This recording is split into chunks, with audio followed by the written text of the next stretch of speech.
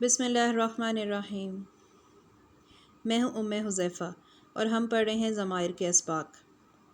ضمائر 70 طرح کی ہوتی ہیں۔ ضمائر اسم معرفہ کی قسم ہے اور مبنی ہے، اور مبنی اسما جو ہیں ان کا اعراب ہمیشہ محلن آتا ہے، گو کہ یہاں ان کے اعراب کا نام ہے، لیکن آپ کو یہ اعراب حرکت کی طرح کبھی بھی اس کے اوپر لکھا ہوا آنکھوں سے نہیں دکھے گا۔ اس کو سمجھا جاتا ہے کچھ اصول و قواعد کے تحت۔ ضمائر متصلہ جو اپنے عامل یا فعل یا اسم کے ساتھ جڑی ہوئی ہوتی ہیں وہ 3 طرح کی ہیں: مجرور، منصوب اور مرفوع۔ مرفوع فعل کے اندر ہوتی ہیں، اسے ہم صرف میں پڑھیں گے۔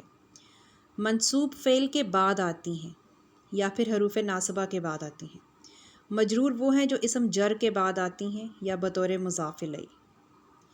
ہمارا آج کا ٹاپک ضمائر منفصلہ کی دوسری قسم منصوب کی ہے۔ ضمائر منفصلہ مرفوع آپ پڑھ چکے، جو جملہ اس اسمیہ میں بطور مبتدا آتی ہیں۔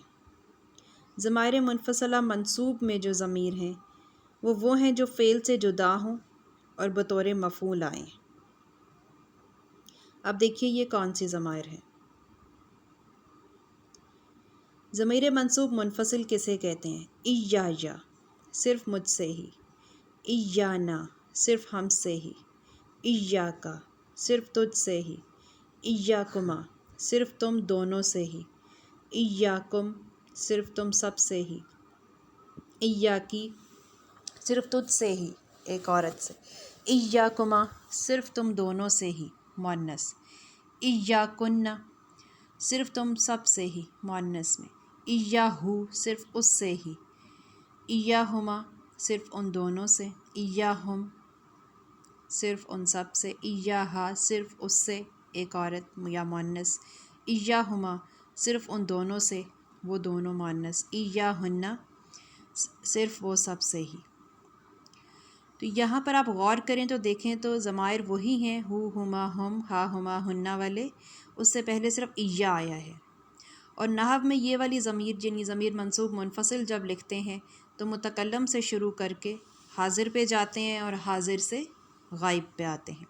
تو اس کو اسی ترتیب سے یاد کیجیے اور اس کو اپنے پاس لکھ لیں۔ اب اس کی اگزامپلز دیکھتے ہیں۔ یہ آیت دیکھیے، سورہ بقرہ کی آیت ہے 172، ان کنتم ایاہ تعبدون، صرف اس کی ہی تعبدون تم بندگی کرتے ہو۔ تو فاعل ہم ہیں، ہم بندگی کر رہے ہیں کس کی؟ مفعول کی، وہ رب ہے، صرف اس کی ہی۔ اسی طرح ایاک نعبد و ایاک نستعین، صرف تیری ہی ہم عبادت کرتے ہیں۔ تو عبادت کرنے کا کام ہم کر رہے ہیں کیونکہ ہم فاعل ہیں، اور ایاک صرف تیری ہی، دعا ہے اس لیے تیرے کا لفظ آیا ہوا، ایاک نستعین، اور تجھ ہی سے ہم مدد مانگتے ہیں۔ ایاک تجھ سے ہی، مانگ ہم رہے ہیں، کام ہمارا ہے، اور مفعول رب ہے جس سے ہم مانگ رہے ہیں۔